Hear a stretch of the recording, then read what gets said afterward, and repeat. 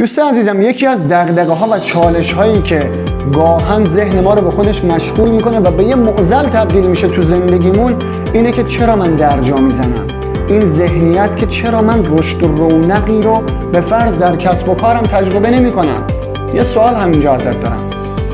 میتونی به همین یکی دو ماه اخیر برگردی ببینی آیا ارتباط و دایره مخاطب جدیدی توی کانتکتات وارد شدن؟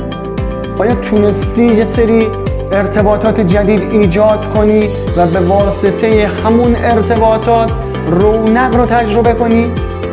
یه شبکه جدید بسازی؟ ببینید، مهمترین اصلی که شاید در کسب و کارها بایستی دائما بروز بشه و همیشه زنده و پاینده و پویا باشه اینه که شبکه و ارتباطاتشون رو گسترش بدن. حالا کی این اتفاق میفته؟ زمانی که ما بتونیم سیستم نوروساینس و ذهنیتمون رو یه مهندسی براش طراحی کنیم که حالا توضیحات کاملش رو در کپشن دادم، حتما مطالعه کن، کلی آورده برات خواهد داشت.